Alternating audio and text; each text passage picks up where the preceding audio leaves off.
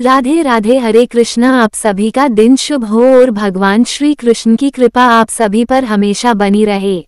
आज माघ मास का 22वां दिन है। 22वें दिन के माघ मास का महात्म्य सुनने से पहले हम सुनेंगे 20 और 21वें दिन की माघ मास की कथा। आप इस कथा को सुनकर वीडियो को लाइक करके कमेंट बॉक्स में जरूर बताइएगा कि आपको ये कथा कैसी लगी।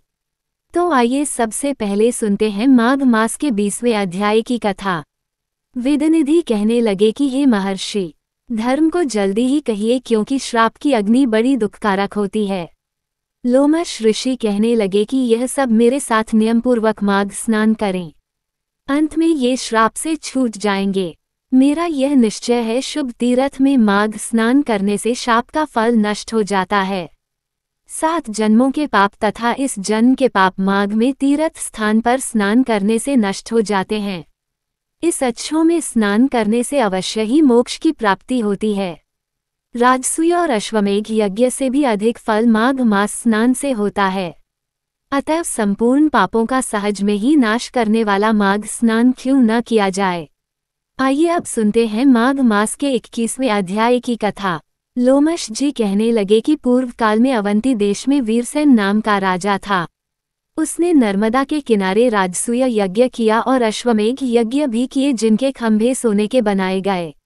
ब्राह्मणों को अन्न का बहुत सा दान किया और बहुत सी गाय, सुंदर वस्त्र और सोने के आभूषण दान में दिए। वह देवताओं का भक्त और दान करने वाला था। भद्रक नाम का एक ब्राह्मण, जो अत्यंत मूर्ख, कुलहीन, कृषि कार्य करने वाला, दुराचारी तथा अधर्मी था, वह भाई बंधुओं का त्यागा हुआ इधर उधर घूमता हुआ देव यात्रियों के साथ प्रयाग में आया और माघ में उनके साथ 3 दिन तक स्नान किया। वह 3 दिन में ही निष्पाप हो गया, फिर वह अपने घर चला गया। वह ब्राह्मण और राजा दोनों एक ही दिन मृत्यु को प्राप्त हुए। मैंने इन दोनों को बराबर इंद्रलोक में देखा। तेज, रूप, बल, स्त्री, वस्त्र और आभूषणों में दोनों समान थे। देखकर उसके महात्म्य को क्या कहा जाए।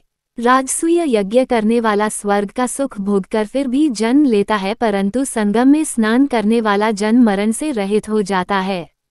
गंगा और यमुना के संगम की हवा के स्पर्श से ही बहुत से दुख नष्ट हो जाते हैं। अधिक क्या कहें, और किसी भी तीर्थ में किए गए पाप माघ मास में प्रयाग में स्नान करने से नष्ट हो जाते हैं। मैं पिशाच मोचन नाम का एक पुराना इतिहास सुनाता हूँ। इस इतिहास को ये कन्याएं और तुम्हारा पुत्र भी सुने, उससे इनको स्मृति प्राप्त होगी।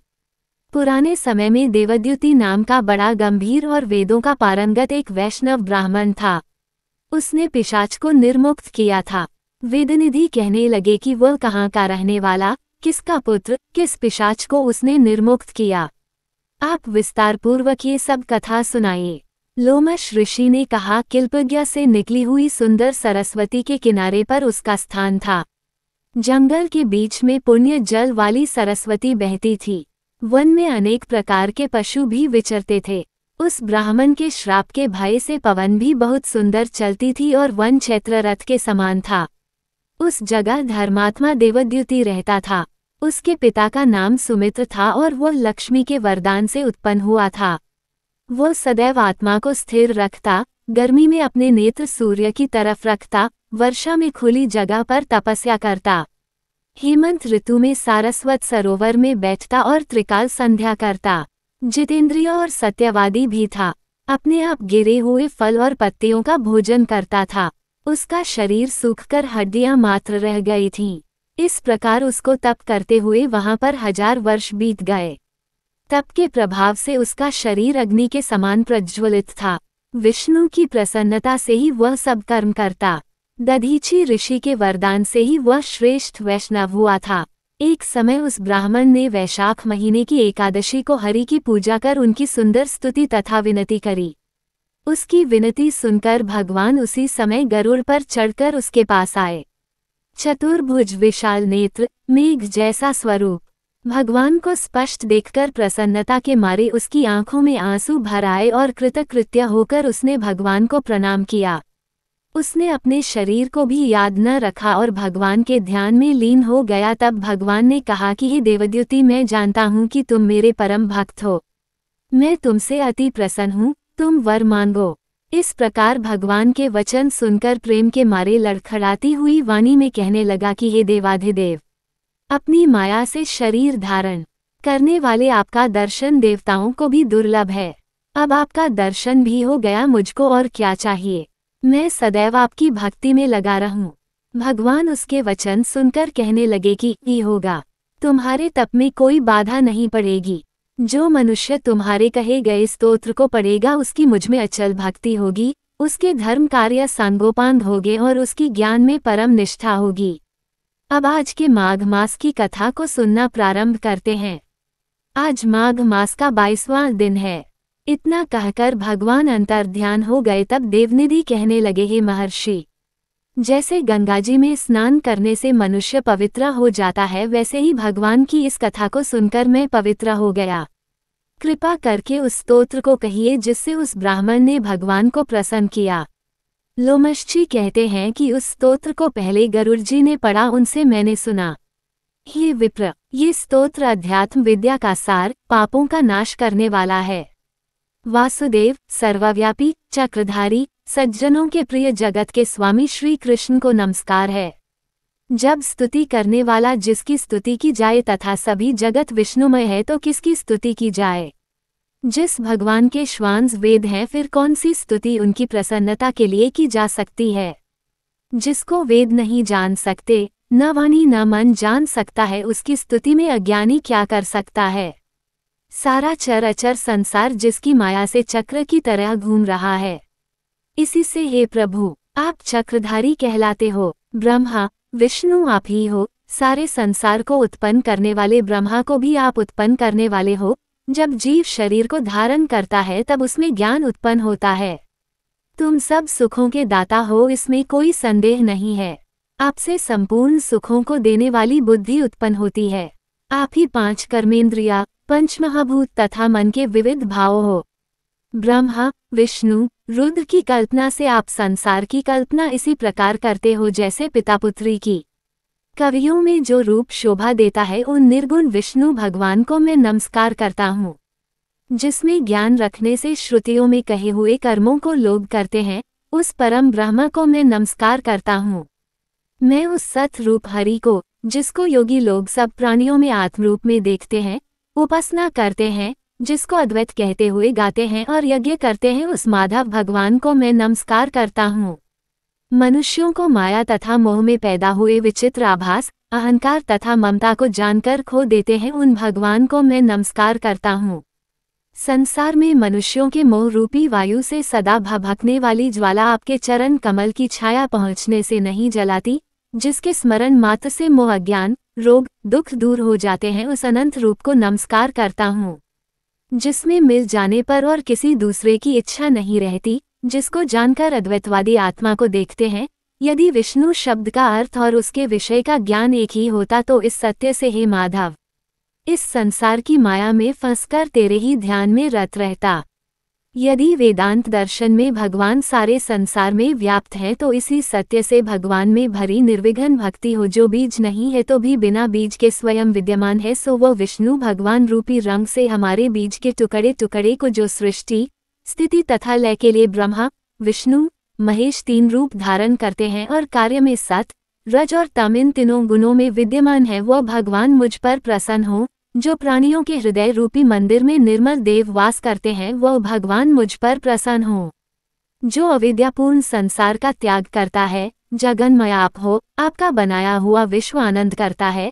आपके त्याग करने पर अपवित्र हो जाता है, उसका साथ करने पर भी तुम बिना साथ के बने रहते हो। विकाररहित जिनके चारवाक पंचभूत योग से पैदा हुआ चैतन्य मानते हुए उपासना करते हैं। जैन लोग आपको शरीर का परिणाम मानते हैं और सांख्यवादी तुम्ही को प्रकृति से परे पुरुष मानकर ध्यान करते हैं। जन्म इत्यादि से रहित चैतन्य रूप सदा आनंद स्वरूप उपनिषद जिसकी महिमा गाते हैं। आकाशादि पंच महाभूत देह मन बुद्धि इंद्रियां सब कुछ तुम ही हो, तुमसे अलग और कुछ नहीं। तुम ही सब प्राणियों को उत्पन्न करने वाले हो और मुझको शरण देने वाले हो। तुम अग्नि रवि इंद्र होम मंत्र क्रिया तथा फल सब तुम ही हो। कर्म के फल देने वाले वैकुंठ में तुम्हारे सिवाय कोई नहीं है। मैं तुम्हारी शरण में हूँ। सब प्राणियों के हेतु तथा उनको शरण देने वाले तुम ही हो। जैसे युवा पुरुष की युवती में और युवती की युवा में प्रीति होती है, वैसी मेरी प्रीति तुम में हो। जो पापी भी आपको प्रणाम करता है उसको यमदूत नहीं देखते हैं जैसे उल्लू सूर्य को। प्रत्येक पाप मनुष्य को उस समय तक ही सुख देते हैं जब तक वो आपके चरण कमलों का सहारा नहीं लेता। जिसको गुण, जाति तथा धर्म को स्पर्श नहीं कर सकते तथा गतियां भी स्पर्श नहीं करती, जो इंद्रियों के वशीभूत नहीं है, जिनका बड़े बड़े मुनि लोग साक्षात नहीं कर सकते, उन भगवान को मैं नमस्कार करता हूँ। जितने ज्ञान रूपी सुंदर गुण हैं, जिन्होंने सुख स्वरूप मोक्ष रूपी लक्ष्मी का आलिंगन किया, जिन्होंने आत्मस्वरूप सुख भोगा है और जिन्होंने ध्यान रूप से मृत्यु को वश में कर लिया है, तो मुनियों से सेवित भगवान को नमस्कार है। जो जन्मादि से अलग हैं, जिनको काम, क्रोध आदि दोष दुख नहीं देते, उन वासुदेव भगवान को मैं नमस्कार करता हूँ। जिनके ज्ञान की गति से अविद्या रूपी मल शुद्ध हो जाता है, जिनके ज्ञान रूपी शस्त्र से संसार रूपी शत्रु का नाश हो जाता है, उन दुखों के नाश करने वाले को मैं नमस्कार करता हूँ। जिस प्रकार सब स्थावर जंगम संसार को उत्पन्न करते हैं, इसी सत्य से भगवान मुझको दर्शन दें। इस प्रकार उसकी सच्ची भक्ति देखकर भगवान ने प्रसन्न होकर उस ब्राह्मण को दर्शन दिए और ब्राह्मण की स्तुति से प्रसन्न होकर तथा उसको वरदान देकर भगवान अंतर्ध्यान हो गए और वो ब्राह्मण कृतकृत्य होकर भगवान में लीन हो गया और शिष्यों के साथ स्तोत्र पढ़ता हुआ तपोवन में रहने लगा। जो कोई स्तोत्र को पढ़ता अथवा सुनता है उसकी बुद्धि पाप में नहीं लगती और न ही बुरा फल देखता है। इसके कीर्तन से मनुष्यों की बुद्धि, मन तथा इंद्रियां स्वस्थ होती हैं। जो भक्तिपूर्वक इसके अर्थ को विचार कर इसका जप करता है वो वैष्णव पद को प्राप्त होता है। इसके सदैव पढ़ने से मनवांछित कार्य सिद्ध हो जाते हैं। मनुष्य सुपुत्र पाता है तथा धन, पराक्रम और चिरायु प्राप्त करता है। इसके पाठ से बुद्धि, धन, यश, कीर्ति, ज्ञान तथा धर्म बढ़ते हैं। दुष्ट ग्रहों की शांति होती है। ये व्याधियों व अनिष्टों को दूर करता है, दुर्गति से तारता है। इसके पढ़ने से सिंह, व्याघ्र, चोर, भूत, देव, पिशाच और राक्षस का भय नहीं रहता। जो भगवान का पूजन करके इस स्तोत्र को पढ़ता है, वह पापों से ही अलग रहता है जैसे जल पंख से कमल। जो इस स्तोत्र को 1 काल, 2 काल या 3 काल पढ़ता है वह अक्षय फल प्राप्त करता है। जो मनुष्य प्रातः काल इस स्तोत्र का पाठ करता है वह इस लोक और परलोक में अक्षय सुख पाता है। विद्युति का बनाया हुआ ये स्तोत्र भगवान को अत्यंत प्रिय है और भगवान के दर्शन कराने वाला है। योग सागर नाम का ये स्तोत्र परम पवित्र है। जो कोई भक्ति पूर्वक इसको पढ़ता है वो विष्णु लोक को जाता है। अब पिशाच मोक्ष की कथा कहते हैं। हरे कृष्णा। आज के अध्याय में बस इतना ही। इसके आगे का वृतांत आप अगली कथा में जरूर सुनिएगा। आशा करती हूँ आज की वीडियो को देखकर आपको जरूरी ही कुछ जानने और सीखने को मिला होगा। ऐसे ही रोजाना कम से कम एक वीडियो देखने के लिए इस चैनल को जरूर सब्सक्राइब कर लें। वीडियो आपको थोड़ा भी पसंद आया हो तो प्लीज़ वीडियो को लाइक करें और चैनल को सब्सक्राइब करें। वीडियो को शेयर करना ना भूलें क्योंकि वीडियो बनाने में बहुत मेहनत लगती है और आपके एक लाइक से बहुत मोटिवेशन मिलती है।